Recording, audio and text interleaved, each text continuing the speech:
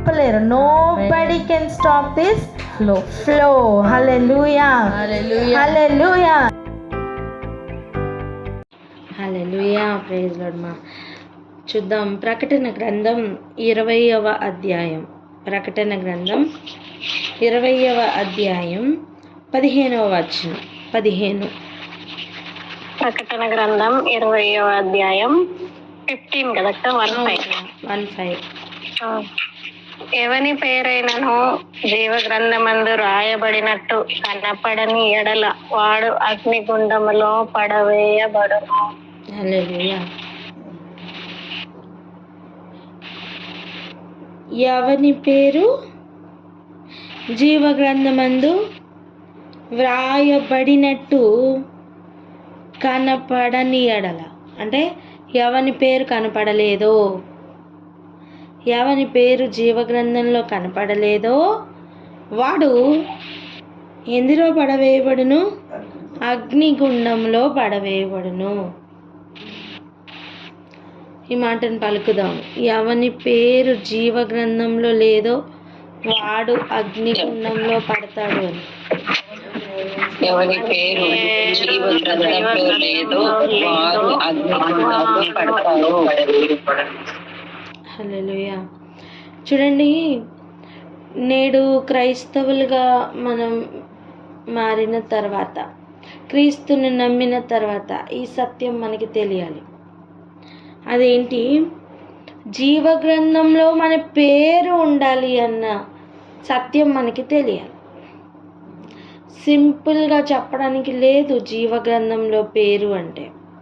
ఎందుకు అంటే జీవగ్రంథంలో నుండి పేర్లు తుడిపివేయడానికి కారణాలు అనేకంలో ఉన్నాయి. జీవగ్రంథంలో నుండి పేర్లు తుడిపివేయడానికి కారణాలు. ఒక క్యాన్సర్ వస్తే తుడిపివేయబడదు, ఒక యాక్సిడెంట్ అయితే తుడిపివేయబడదు, డబ్బు లేనంత మాత్రాన తుడిపివేయబడదు. ఈ లోకంలో నుండి పేరు ఎట్లా కొట్టివేయబడుతుందండి? ఎట్లా కొట్టివేయబడుతుంది ఈ లోకంలో నుండి పేరు? మనం మొదటి మరణం పొందుతున్నప్పుడు దానికి ఉన్న కారణాలు జ్ఞాపకం చేసుకుంటే అర్థమవుతుంది. కానీ ఈ అగ్నిగుండంలోనికి పడవేయడం అనేది మరేదో కాదు, ఇది రెండవ మరణం. చెప్పండి, ఇదేంటి? రెండవ మరణం. ఇది రెండవ మరణం. ఒకసారి ఆ పక్కనే ఉన్న 8వ వచనం చదవండి. 21:8. ప్రకటన గ్రంథం 21వ అధ్యాయం 8వ వచనం. పిరికి వారును, అవిశ్వాసులను, అసహ్యులను, నరహంతకులను, వ్యభిచారులను, మాంత్రికులను, విగ్రహారాధికులను, అబద్ధీకులందరూ అగ్ని గంధకములతో మండు గుండములో పాలు పొందుదురు. ఇది రెండవ మరణము. స్తోత్రం. ఇప్పుడు చూడండి, అగ్ని గంధకములతో మండు గుండం. చెప్దామా ఈ మాట?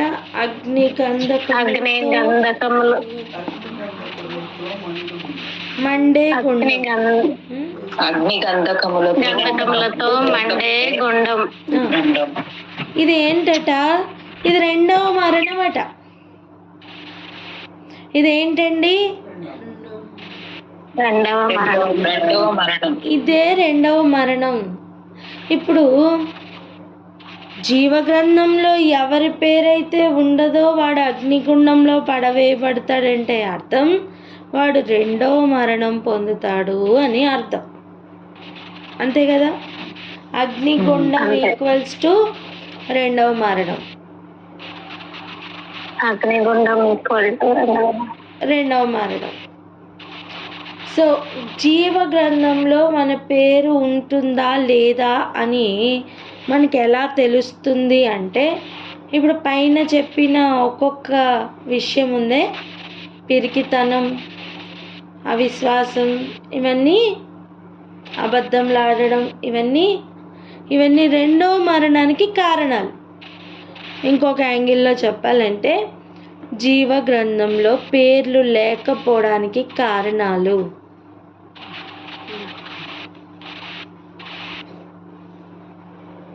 హల్లెలూయా. ఇప్పుడు అర్థం చేసుకుందాం. ఒక పిరికి వాణిని చూసి లోకం క్యాన్సర్ కంటే ఎక్కువ భయపడాలి.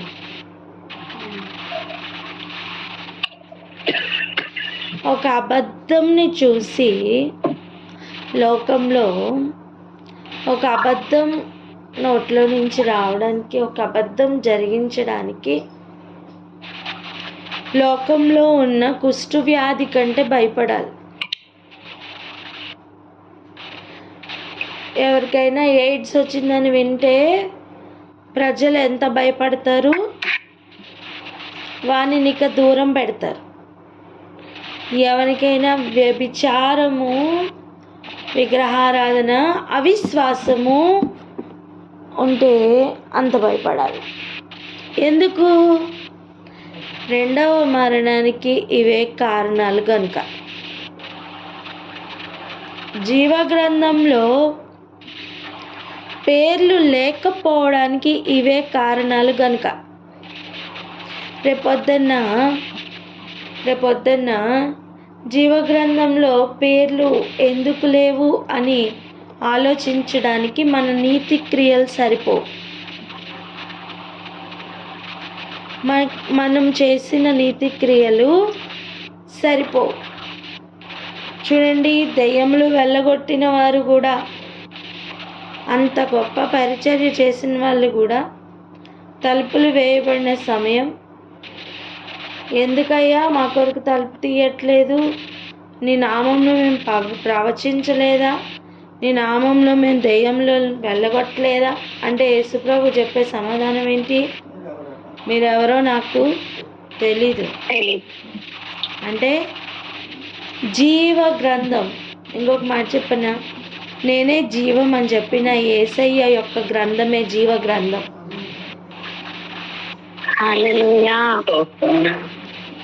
చెప్పండి, నేనే జీవం అని చెప్పిన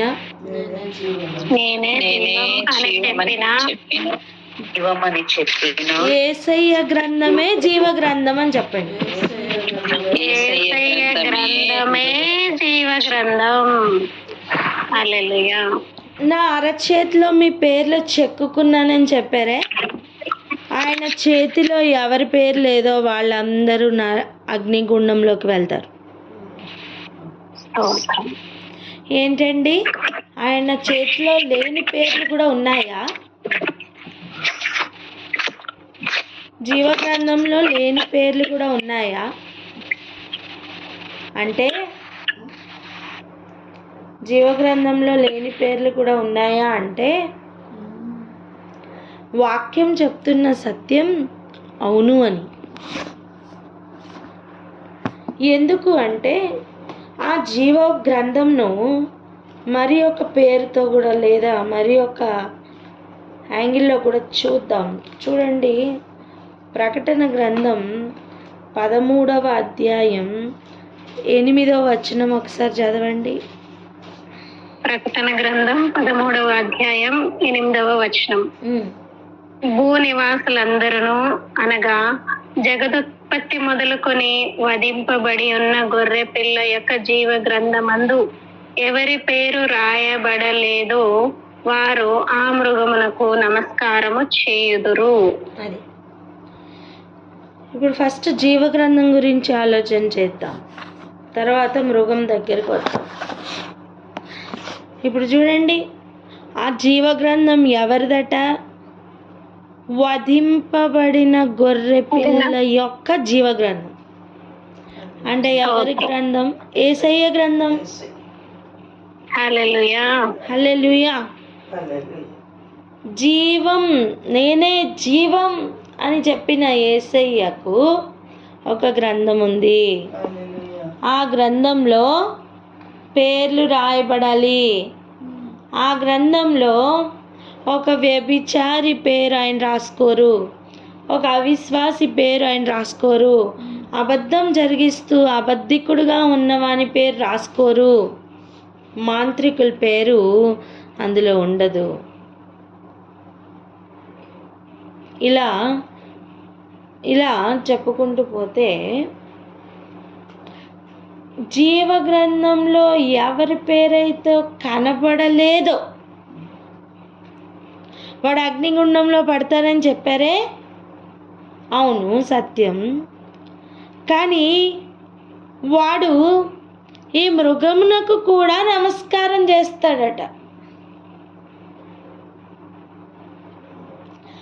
చూడండి, ఏదైనా ఇప్పుడు రీసెంట్గా మనం చూడండి, ఒక్కొక్క ట్రైన్ రిజర్వేషన్ చేసుకున్నాం అనుకోండి, చార్ట్ ప్రిపేర్ అయిపోతుంది. ఏంటి దాని అర్థం?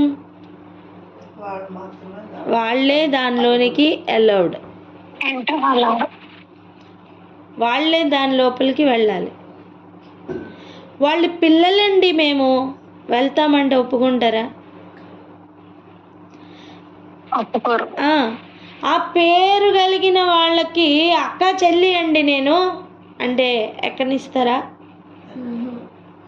ఎక్కనివ్వరు. లేదా ఆ పిల్లలు, లేదా ఆ పేరు, ఆ చాట్లో ఉన్న పేరుకి నేను తండ్రిని అని చెప్తే ఎక్కనిస్తారా? ఎవరన్నా కానీ ఆ పేరైతేనే ఎక్కనిస్తారు. లోకంలో ప్రయాణించే ఒక ట్రైన్కో ఒక ఫ్లైట్కోనే అంత పక్కాగా ఆ వ్యక్తినే తీసుకుంటే మరి జీవగ్రంథంలో కూడా అలాగా కాదా?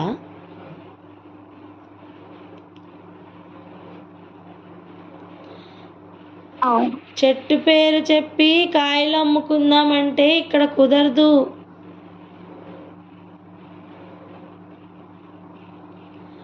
నోవాహు ఒక్కడు ఓడ ఎక్కాడు కదండి అంటే కుటుంబం మొత్తం వెళ్ళిపోతుందండి అనుకుంటే కుదరదు.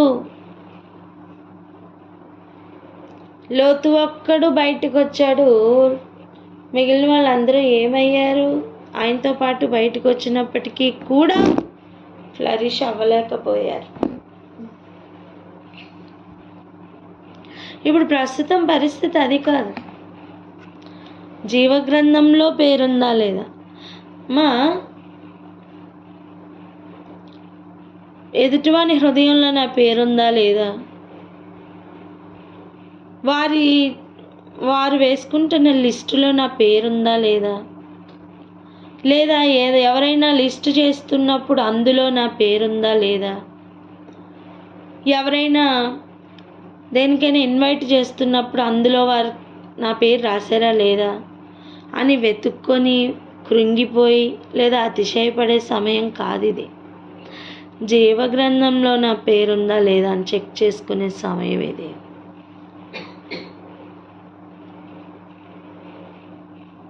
హల్లెలూయా. ఎంతమందికి అర్థమవుతుంది? ఇదిగో లోకంలో పేరు సంపాదించుకోవడానికి ప్రయత్నం ఎంత చేస్తున్నావో దానికంటే ఎక్కువగా జీవగ్రంథంలో పేరు సంపాదించుకోవడానికి కష్టపడదాము.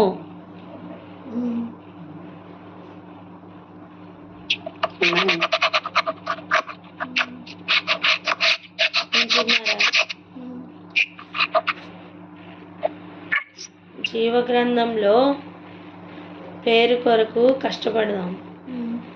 పక్కవారితో చెప్పండి, జీవగ్రంథంలో పేరు కొరకు కష్టపడదామని.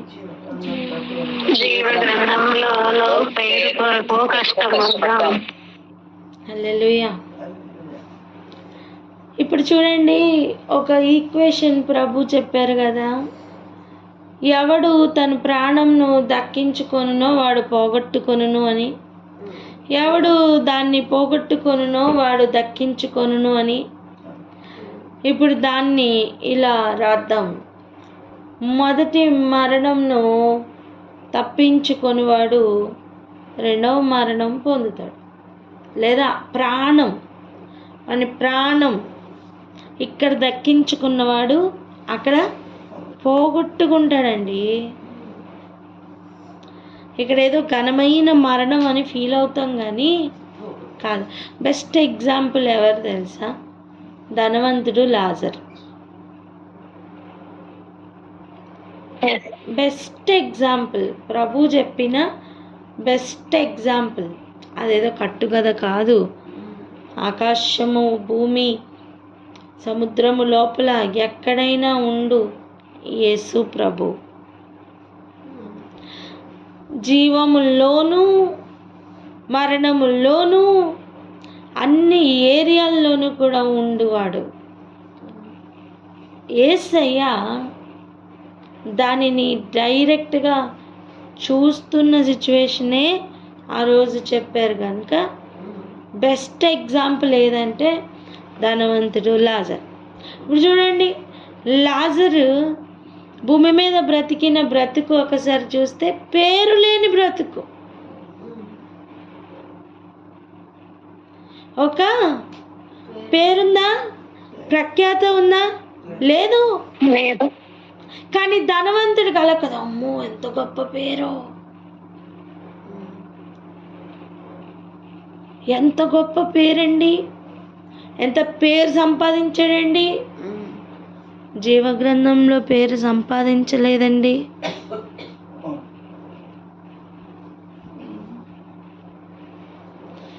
లాజర్కి పేరే లేదు, పట్టించుకొని వారు లేరు. నిజానికి చనిపోతే శవమును కూడా ఎత్తడానికి తనకంటూ ఎవరు లేరు. ఒక డస్ట్బిన్ దగ్గర జీవితం, పేరు లేదు.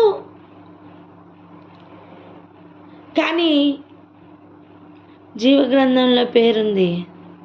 చేరిన స్థలం నెమ్మది పొందు స్థలం.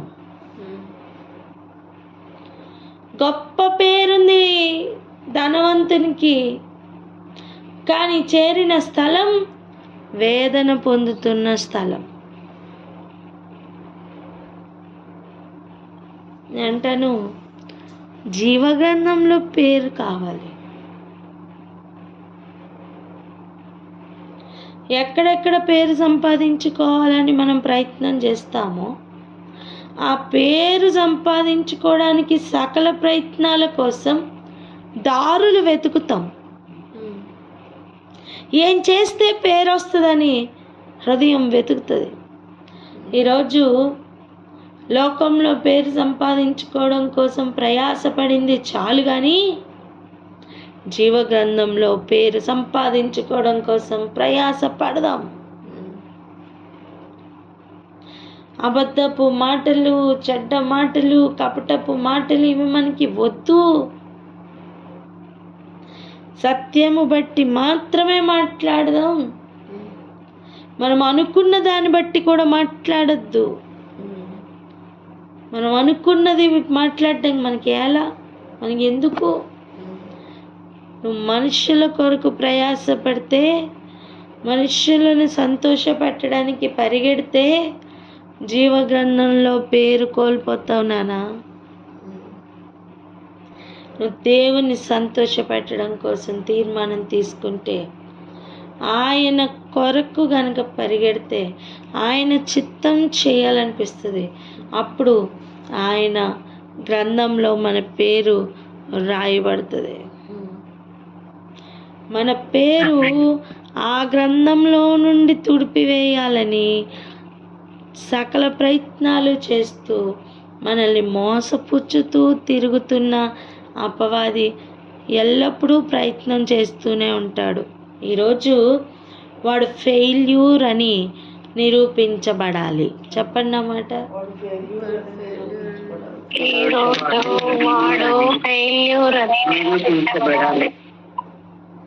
హల్లెలూయా. వాడు ఫెయిల్యూర్ అవ్వాలి. ఒక్కొక్క జీవితంలో వాడు ఫెయిల్ అవ్వాలి. ఇంకొక మాట చెప్పనా, ఒక్కొక్క జీవితంలో వాడి ప్రయత్నాలు చేసి చేసి చేసి వాడు ఫూల్ అవ్వాలి. లేకపోతే వాడి ప్రలోభాలకి మనం పడిపోతే మనం ఫూల్ అవుతాం. లేదు లేదు, వాడి తంత్రంలోకి పడిపోవడానికి కాదు పిలువబడింది. కొంతమంది ఇలా అంటారు, అబద్ధం ఆడకుండా జీవితం ఎలా గడుస్తుందండి? అయితే జీవగ్రంథంలో పేరు ఉండదండి.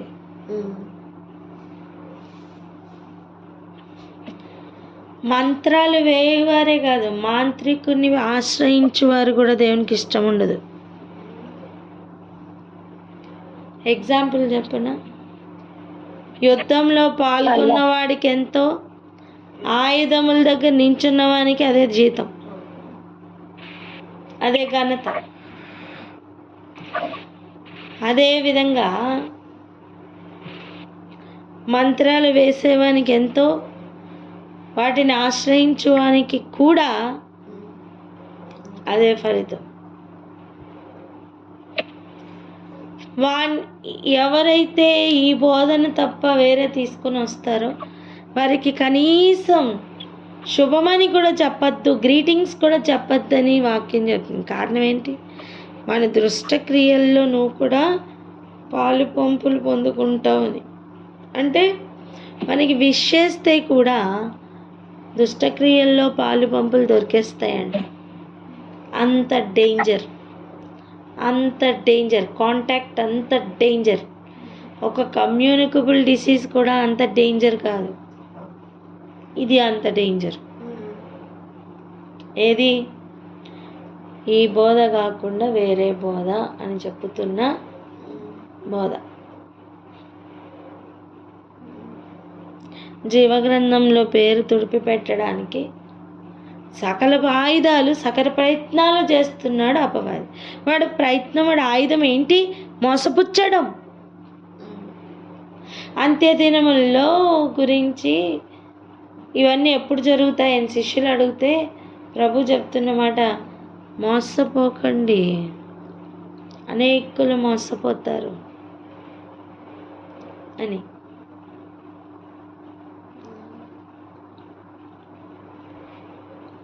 వేరే ప్రయత్నాలన్నీ మానుకుందాం, ఒక్కదాని మీదే ఫోకస్ పెడదాం. జీవగ్రంథంలో నా పేరు ఉండాలయ్యా. పలుకుదాం అన్నమాట, జీవగ్రంథంలో మా పేరు ఉండాలి, జీవగ్రంథంలో మా పేరు ఉండాలయ్యా. హల్లెలూయా. ఒక చిన్న ఎగ్జాంపుల్ చూడండి. పేర్లు రాయడం అనేది ఎంత ముఖ్యమంటే, ఈ లోకంలో జనాభా సంఖ్య రాయిస్తున్నారని తెలిసి బెత్లెహేంనకు వచ్చారు యోసేపు, మరియమ్మ. గర్భిణి అయినా సరే, నిండు గర్భిణి అయినా సరే కష్టపడి వచ్చారు. ఎందుకు వచ్చారు? ఏం నేర్పిస్తుంది అక్కడ మనకి? జీవగ్రంథంలో పేరుని కూడా రాయించడం ఎంత ముఖ్యమో కనిపిస్తుంది అక్కడ.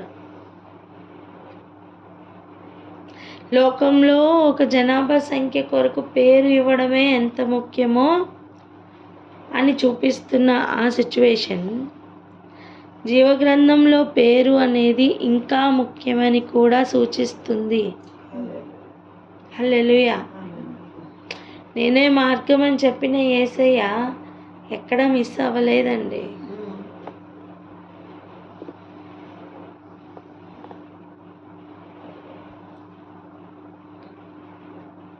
ఇప్పుడు మనం మృగం దగ్గరికి వెళ్దాం. చదవండి ప్రకటన గ్రంథం 13వ అధ్యాయం 8వ వచనం చదవండి.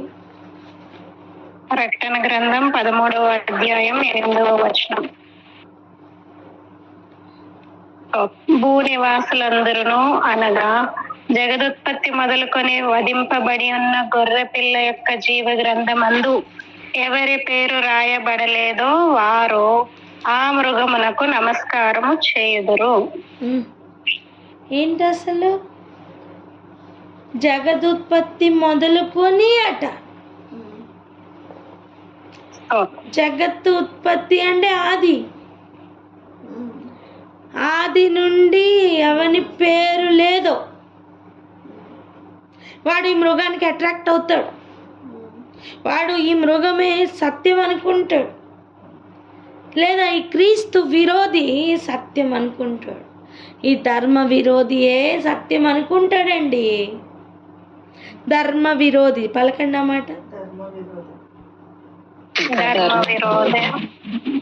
దేవుడు మనతో ప్రతిదినం ఎంత చక్కగా మాట్లాడుతున్నారో చెప్పనా. ఈరోజు చదువుకున్న లాస్ట్ వచనం చదవండి.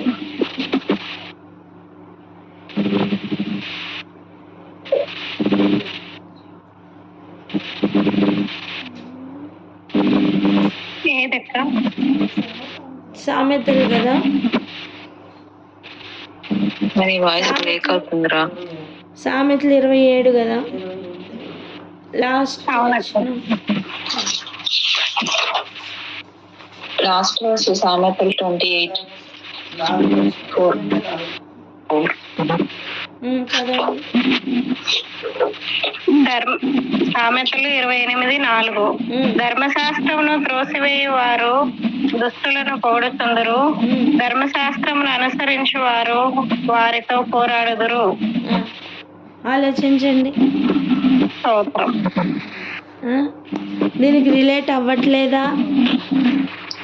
అవుతుంది. దీనికి రిలేట్ అవుతుంది, గమనించండి. ధర్మశాస్త్రమును ఏంటట? ధర్మశాస్త్రమును త్రోసివేస్తున్న వారు దుష్టులను పొగుడుతారట.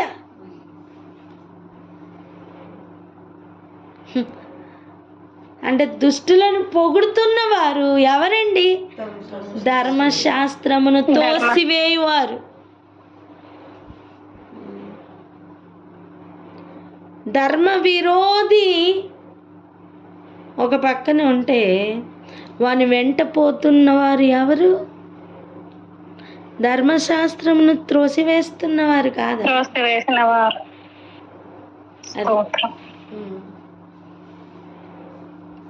ప్రతిదినం మనకి ఇస్తున్న వాక్య భాగాలు, ఆ 10 వచనాలు ప్రభు ఆ రోజు కొరకు ఏర్పాటు చేయబడిన వాక్యం అంతే. ఆమెన్. పొందుకొనిన వానికి పొందుకొనినంత, ఆశపడిన వానికి ఆశపడినంత దేవుడు ఇస్తూనే ఉన్నారు. గొప్ప ఊట.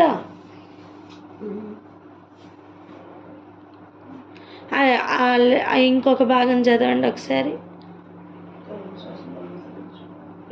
ధర్మశాస్త్రమును అనుసరించు వారు వారితో పోరాడుదురు. హల్లెలూయా. చూస్తున్నారా? వారి వెంట వెళ్ళే వాళ్ళు ఉన్నారు, పోరాడు వాళ్ళు ఉన్నారు. మనస్సు పోరాడుతుందండి. దుష్టునితో సాంగత్యం చేయడానికి ఇష్టపడదండి. ఒక లోపల ఒక పోరాటం జరుగుతుంది. ఏ పోరాటం లేదా? దుష్టులతోనే చేయి కలిపి పల్లాలనిపిస్తుందా? చెక్ చేసుకోవాలి నాన్న, చెక్ చేసుకోవాలి. ఇంతకంటే చెక్ పాయింట్ ఇంకోటి లేదు. అంటను జీవగ్రంథంలో ఎవరి పేరైతే లేదో వాడి మృగంనకు నమస్కారం చేస్తాడు అంటే ఆది నుండి అని లెక్క పెట్టడానికి గల కారణం ఇది ఫైనల్ ఎగ్జామ్ కావచ్చు. ఇది ఒక విగ్రహంను నిలబెట్టి దానికి మొక్కమని చెప్పుతున్న ఎగ్జామ్ ఫైనల్ ఎగ్జామ్ కావచ్చు, కానీ స్లిప్ టెస్ట్లు కూడా ఉన్నాయి. ఆ టైంలో ఆ కాలంలో లేని వారు ఎదుర్కొంటున్న పరీక్ష దుష్టుని ఎప్పుడు కూడా పక్కనే పెట్టి పరీక్షిస్తున్న పరీక్ష ఉంది. చూడండి, సత్యమును పంపించినప్పుడు సత్యమును గ్రహించి దాంతో వెళ్ళువారు ఉన్నారు, సత్యమును త్రోసిపుచ్చి అబద్ధం వెంట వెళ్ళువారు ఉన్నారు. అలా ఎవ్రీ ఏరియాలో ప్రభు చెప్పిన మాట, మరణమును జీవమును నీ ఎదుట ఉంచుతున్నాను, ఏది కావాలనుకుంటున్నా ఇష్టపూర్వకంగా దాని ప్రకారం వెళ్ళచ్చు. ఇరుకైన మార్గము విశాల మార్గం ఎదురుగుండానే ఉంటుంది. విశాల మార్గంలో అనేకులు వెళ్తారు, ఇరుకైనది కనుగొని వారు కూడా కొంతమంది. ఇక ప్రయాణించేవారు ఎంతమంది? ఇలా ఎవ్రీ ఏరియాలో జీవగ్రంథంలో పేరు ఉందా పోయిందా అని చెక్ చేసుకోవాలి అనుదినం. ఎందుకు ఈ మాటలంటే, మృగం సంఖ్యకు కానీ లేదా మృగంకు కానీ నమస్కారం చేయడం అనేది ఆ కాలంలో జరగబోతుందేమో, లేదా ఇంకొద్ది రోజుల్లో జరగబోతుందేమో, కానీ జగదుత్పత్తికి ముందు లేదా జగదుత్పత్తి నుండే నిర్ణయింపబడిన వారు వేరు, నిర్ణయింపబడని వారు వేరు. వారి మార్గం లోకంను అనుసరిస్తున్న మార్గం, వీరి మార్గం లోకంతో పోరాడుతున్న మార్గం. ఇప్పుడు ఆలోచిద్దాం. మృగంను పెట్టి నమస్కారం చేయమంటే కదా ప్రాబ్లం అనడానికి ఉందా? లేదు.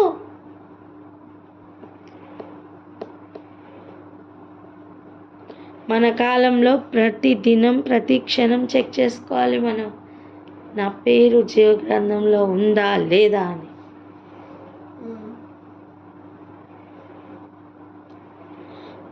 ఎవని పేరు ఉండదో వాడు మొక్కుతాడు, నిజమే. కానీ మన సంగతి ఏంటి? ప్రస్తుతం మన పరిస్థితి ఏంటి? ఈ ఏరియాలో ప్రతి దినం ప్రతి క్షణం చెక్ చేసుకుంటూ ముందుకు వెళ్దాం. అయితే ఆ 8వ వచనం చూడండి, 13:8 ప్రకటన. ఆ మృగమునకు నమస్కారం చేయుదురు. ఈ మోసపుచ్చబడుతున్న ఈ కాలంలో ఆ మృగమునకు నమస్కారం చేస్తారట. ఎవరు నమస్కరింపరో వారికి పనిష్మెంట్ ఉంటుందండి.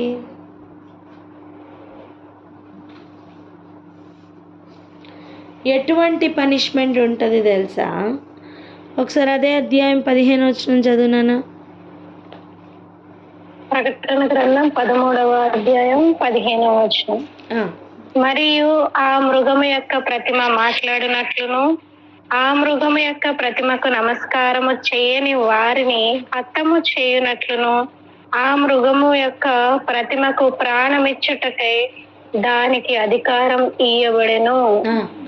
ఇది ఒక వేరే లెవెల్లో కనిపిస్తున్న ప్రతిమ. ఇది ఎటువంటి ప్రతిమ? ప్రాణము తీయడానికి దానికి అధికారం ఇవ్వబడింది. ప్రాణం ఇవ్వడానికి కూడా దానికి అధికారం ఇవ్వబడింది. కేవలం సూచక క్రియలను ఆధారం చేసుకుంటున్న వారిని చూసి యేసయ్యకి నచ్చలేదు. వ్యభిచారతరం, దుష్టతరం అని చెప్పి తిట్టారు. ఎందుకు తెలుసా? సూచక్రియలు మాత్రం చూసి పడిపోతే అపవాది కూడా దుష్టుడు కూడా సూచక్రియలు చేస్తాడండి. మహత్కార్యాలు చూసి పడిపోతే, అద్భుతాలు మాత్రమే ప్రామాణికమైతే వాడు కూడా ఒక ఎక్స్టెంట్ వరకు చేస్తాడండి.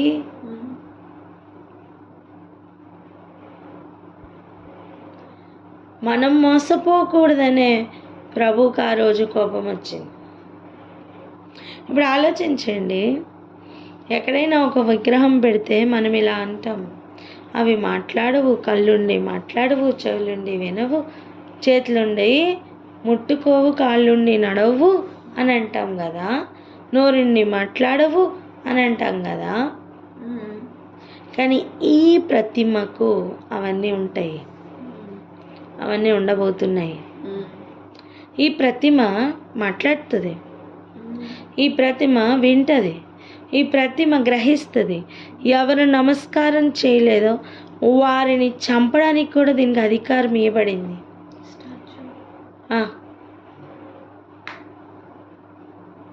ఇప్పుడు ఆలోచించండి, ఎంతమంది దీనిని చూసి మోసపోకుండా ఉండొచ్చు. ఒక చిన్న ఎగ్జాంపుల్ చెప్పనా?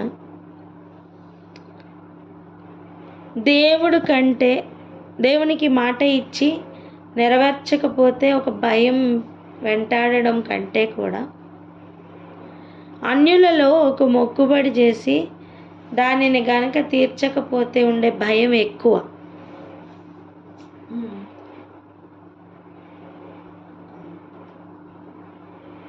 అమ్మో మేము మొక్కుకున్నాం, మాకు జరగకపోతే చెయ్యకపోతే ఏదైనా జరుగుతుందనే భయం వాళ్ళకి ఎక్కువ.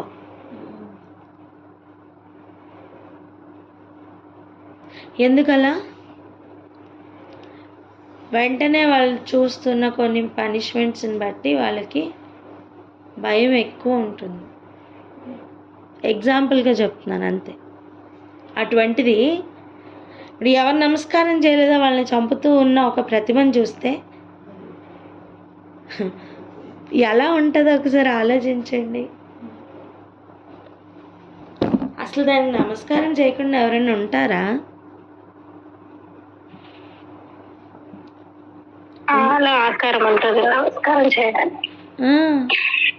చాలా మంది దాన్ని వెంబడించే అవకాశం ఉంటుంది. ఇప్పుడు ఆ పెద్ద లిస్ట్ గురించి చెప్తున్న మాటే ప్రభు. ఎవరి పేరు జీవగ్రంథంలో ఆది నుండి లేదో వారందరూ మొక్కుతారట. అంటే జీవగ్రంథంలో ఎంత కొద్ది మంది పేర్లు ఉంటాయో ఆలోచిద్దాం. ఒక మాట చెప్పనా? జలప్రళయానికి ముందు నీతిమంతుడుగా వెతికితే ఎవరున్నారని నోవాహు తప్ప ఎవరు కనపడలా. మరి అగ్నితో కాల్చబడడానికి భూమి ఆకాశం రెడీ అయిపోతుంటే ఎంతమంది మిగిలి ఉంటారనేది నిజంగా చాలా ప్రశ్నార్థకం. 6 లక్షల మంది బయలుదేరితే 2 మాత్రమే చేరారు కదా కనానుకి. మరి బయలుదేరిన సంఖ్య ఇప్పుడు ప్రస్తుతం ఎంత? చేరే సంఖ్య ఎంత? ఎన్నో దాఖలాలు కనిపిస్తున్నాయి, దాని రేషియో చాలా తక్కువ అని చెప్తున్నాయి. జీవగ్రంథంలో పేరు తుడిపి పెట్టబడకూడదు అంటే ప్రాణం మీద ఉన్న తీపి పోవాలి. ప్రాణం పోగొట్టుకునేంతగా తయారు అవ్వాలి. అప్పుడే జీవగ్రంథంలో పేరు ఉంటుంది నాన్న. నా ప్రాణం కోసం, నా ప్రాణం కాపాడబడడం కోసం యేసుని నమ్ముకున్నాను అని చెప్తున్న లెవెల్ ఉందే, అది చాలా డేంజర్. యేసయ్య దగ్గరికి వచ్చేవారు ప్రాణమును కూడా పోగొట్టుకున్న యేసయ్య కోసమే నిలబడతామనే నమ్మకస్తులు కావాలి. ఒక సైనికుడు ప్రాణం దక్కించుకోవడం కోసమే ఆలోచిస్తే అసలు సైనికుడే అవ్వడు కదా.